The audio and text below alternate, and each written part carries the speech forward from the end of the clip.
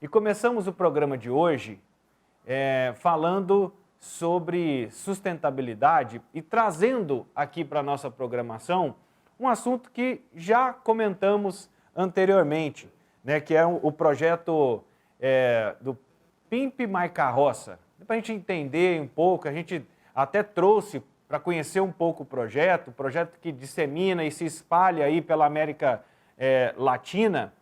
E esse projeto da América Latina, essa difusão pela América Latina tem inspirado, né, muitos países aí a enxergar uma população que muitas vezes é invisível, né, que são os catadores de reciclados. E trazemos essa pauta novamente para o nosso programa, por quê? Porque está alinhada aos 17 Objetivos de Desenvolvimento Sustentável. Tema de hoje alinhado ao ODS 11, vamos falar de consumo e produção sustentável. Esse é o nosso tema a partir de agora aqui na nossa programação e por isso recebemos a Lívia Bailão, que é a minha companheira aqui de todas as tardes, e também o criador da ONG Pimp My Carroça, Thiago Mundano. Boa tarde, sejam bem-vindos. Primeiro, Mundano, seja muito bem-vindo à Sagres.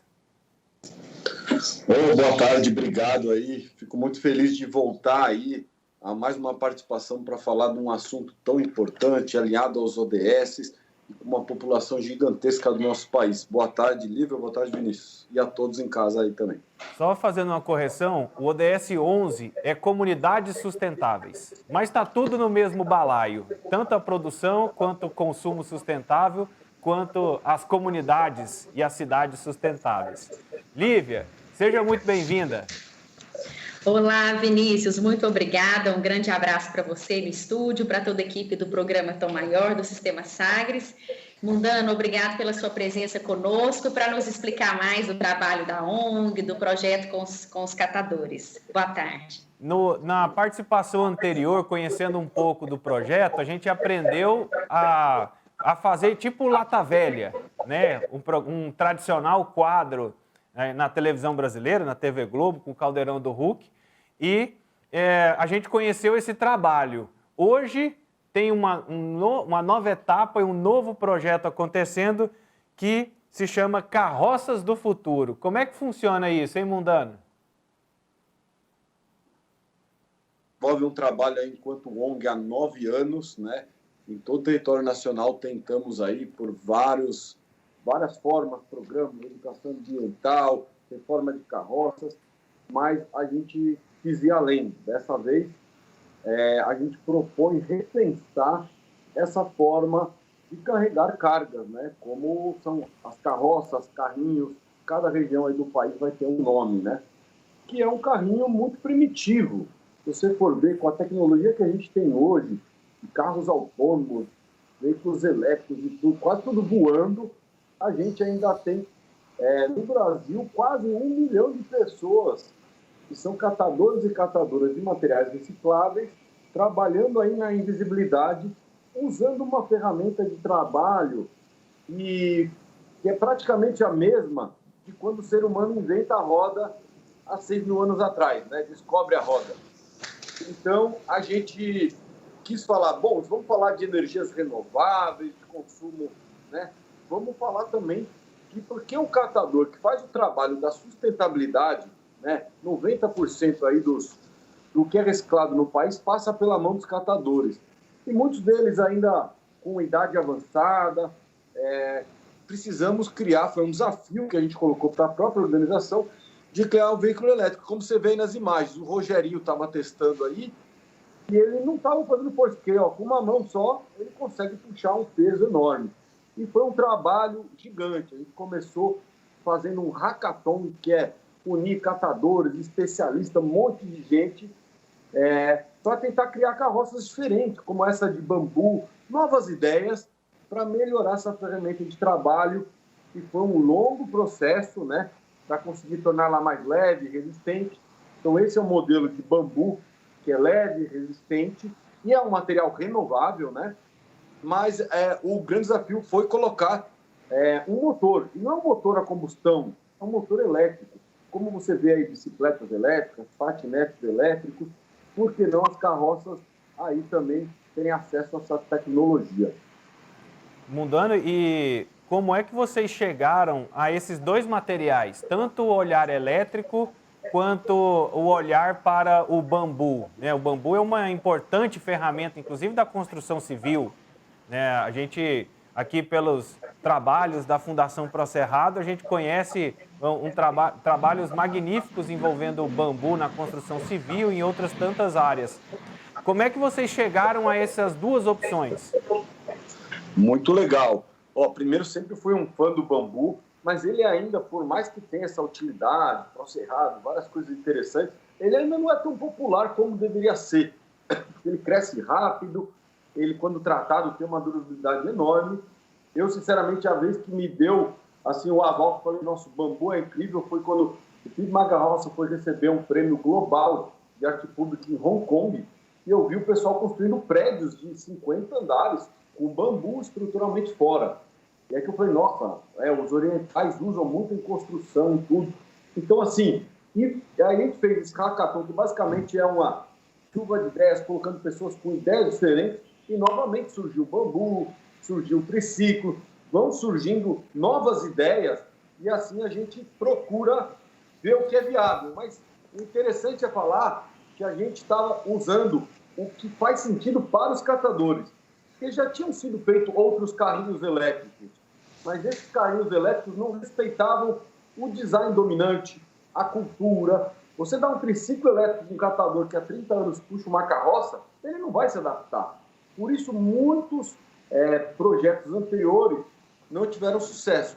Claro, tem um problema de custo, escalabilidade, mas por isso que a gente foi na contramão e tentar olhar o que existe, que tem que ser resistente. Um triciclo elétrico com uma roda de bicicleta não aguenta 400 quilos.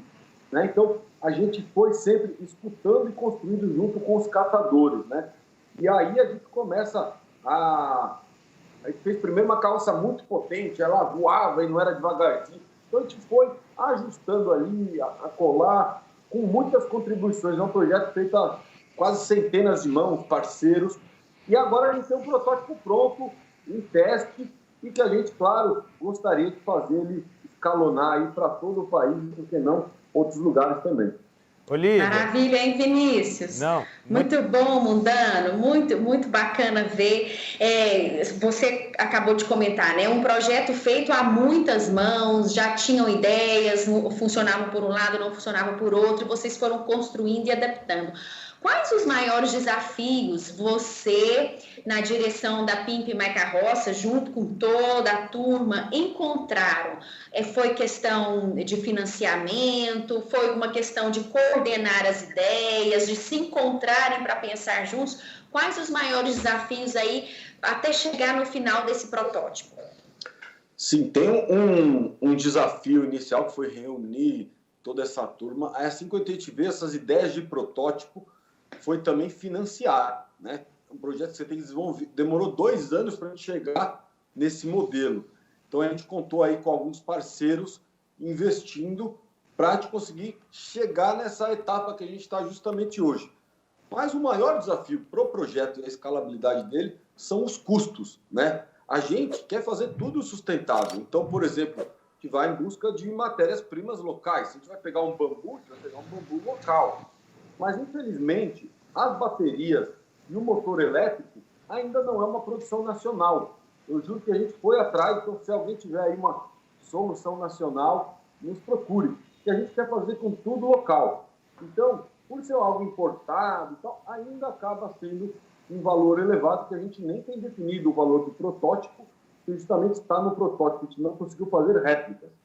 Então, neste momento, o nosso desafio é colocar ele à prova para colher mais indicadores de quanto aguenta, como ele desempenha na subida. A gente colocou um sistema de freios, de setas para a esquerda e para a direita. Tem, como você pode ver, um farol para quem usa à noite, uma maneira de recarregar o celular. E aí a gente está integrando parceiros. Por exemplo, essa aí foi uma doação da Nestlé, que conseguiu fazer uma nova réplica. O Instituto Clima e Sociedade conseguiu trazer para a gente elaborar todo esse processo, o IPT, Instituto de Pesquisa e Tecnologia, veio com um olhar de cálculos, né? Porque, assim, eu não entendo isso. Então, a outra dificuldade da gente, a gente é uma ONG que a gente sabe fazer eventos, reformar carroça, pintar, mas a gente não manja de energia elétrica, de bateria. Então, o desafio foi reunir pessoas a fim de trabalhar e chegar num objetivo comum.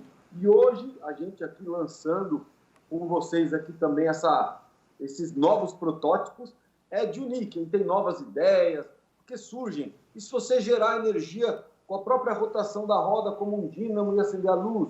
Sim. Então, assim, tudo tem que ser testado, mas, basicamente, a gente aqui conseguiu o melhor, porque eu estou nesse universo dos catadores há 14 anos.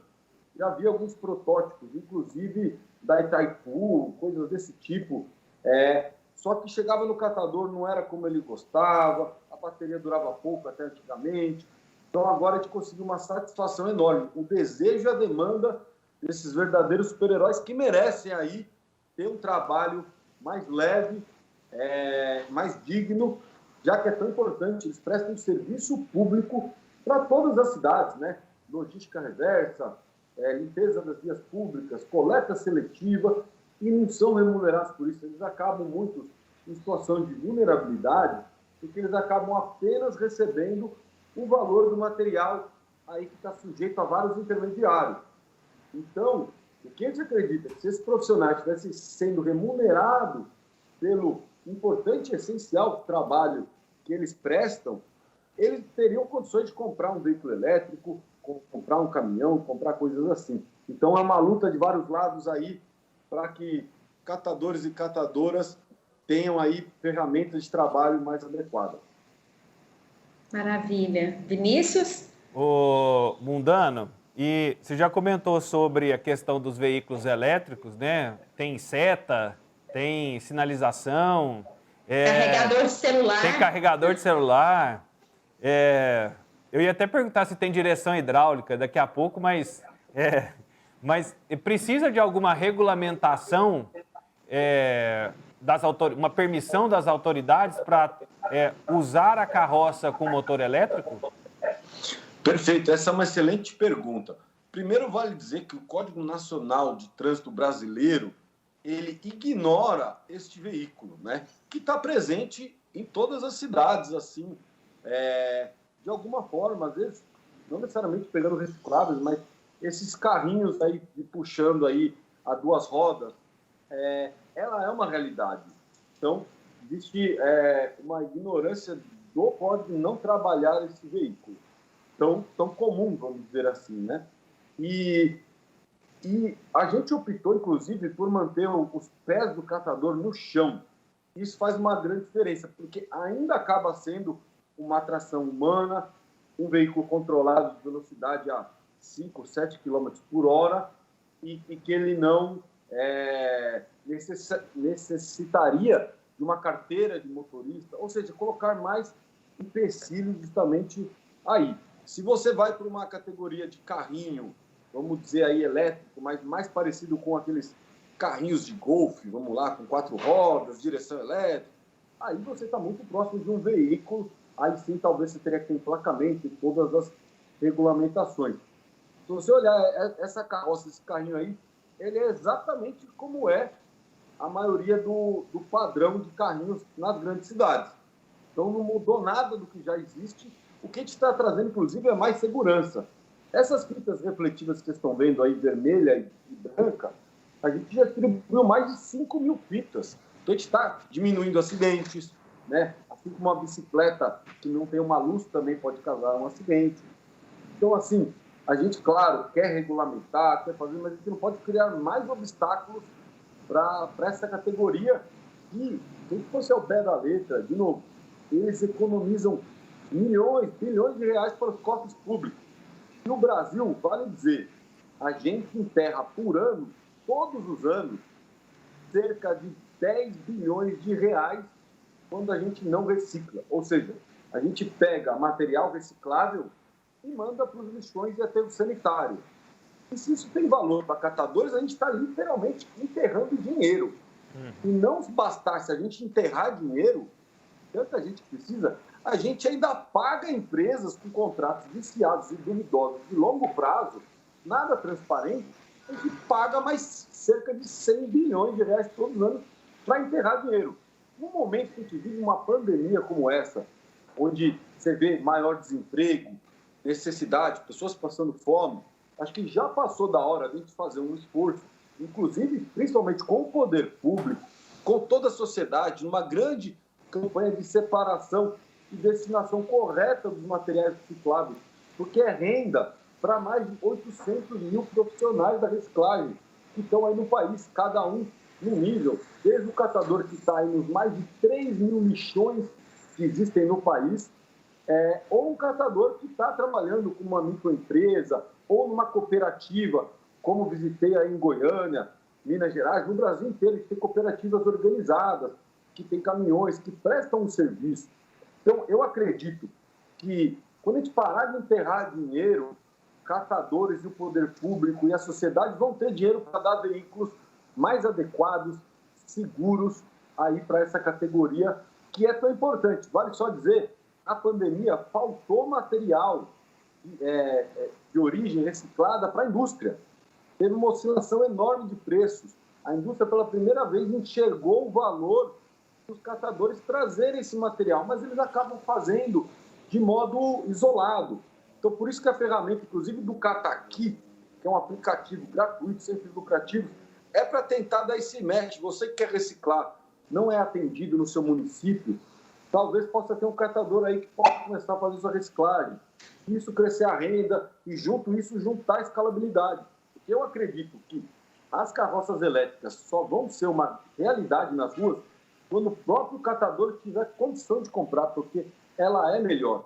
E muitos, às vezes, optam para ter uma Kombi velha, um carro antigo, e ele acaba entrando até em dívidas, porque daí o carro quebra, custa mais aquilo para consertar, gasolina e tal. Então, assim, a gente acredita muito nesse veículo e acho que quero agradecer mais uma vez o espaço que vocês dão aqui, porque isso é muito importante para difundir boas ideias. E esse é o nosso papel aqui, viu, Mundano? Diga, Lívia. Vinícius, eu queria perguntar para o Mundano, você falou no começo sobre a invisibilidade do catador, que tem uma função tão importante dentro das grandes cidades, dos municípios, né? Na sustentabilidade, na coleta seletiva, uma série de coisas. Você acha, e você disse também agora, que a pandemia faltou material reciclável para as indústrias durante a pandemia. Você acha que a pandemia contribuiu, então, para a visibilidade do catador, para a aquisição de assim, para as empresas, para a indústria que utiliza desse material, reconhecer a importância do catador? Eu acho que sim, né? Claro, a pandemia... Vale dizer que os catadores hoje, para mim, eu gostaria que eles tivessem até uma priorização de vacina, porque se você entender que eles estão em contato, por exemplo, com uma garrafinha de água que você pôs à boca, que pode estar contaminado, e eles vão colocar a mão, às vezes, sem EPI. Então, eles, garis, profissionais de limpeza, no geral, foram um dos mais expostos, porque eles não pararam, né? O catador, muitos em situação de rua, não pode fazer o home office. O home office dele é a rua. Então, eles não pararam. O que contribuiu para escancarar essa visibilidade dele. Então, o Keep My Carroça, na primeira semana ali da pandemia, em março, para aquele pânico, lockdown e tal, a gente foi para as ruas, porque estava faltando comida, água. Então, a gente foi entregar esse kits de água e sabão, porque não existia álcool gel, ninguém usava máscara. E saindo nas ruas, nessas ações de fronte que a gente fala, aqui estou falando agora nas ruas de São Paulo, que eu pessoalmente estava fazendo, era impressionante. Você só via, realmente, moradores de rua e carroça. Porque saiu todos os carros, eles apareceram, né? Então, teve espaço para muita mídia falar sobre isso. A gente mesmo fez um renda mínima para os catadores. Eu acho que aumentou essa solidariedade do brasileiro, mais doações. As empresas viram que não adianta só um modelo de lucro, a gente tem que pensar no todo, nas pessoas, né?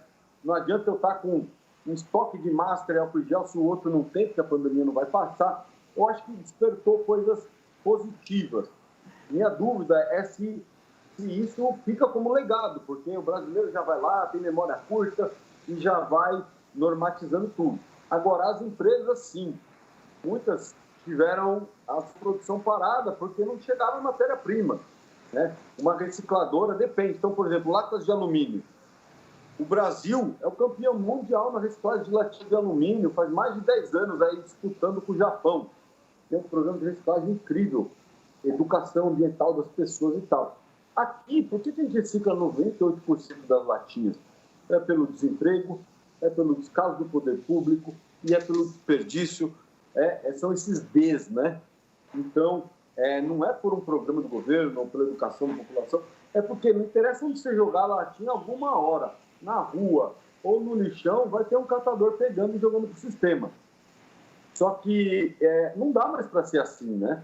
Eu acho que esse é um trabalho que as empresas têm que, por lei, fazer a logística reversa da sua embalagem. E a população tem que entender que, uma vez que ela compra algo, também é obrigação dela descartar corretamente.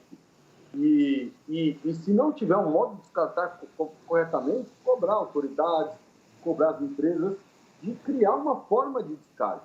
Hoje, os catadores, eles são uma alternativa a esse descarte, ainda muito de modo informal, mas eles são responsáveis aí por promover a economia circular. A gente estava falando aqui de ODS 11, tem muitos ODS, porque o catador, uma vez que você está trabalhando também a parte não só ambiental, você consegue unir vários objetivos do desenvolvimento sustentável. Então, é legal que às vezes a pessoa fala, catadores, carroceiros, catadores, é uma profissão do passado. Não, é a profissão do futuro. Porque não existe um futuro sustentável onde a gente não reaproveite as matérias-primas. Esse modelo de compra, consome e joga fora e vai para o lixão, não dá mais.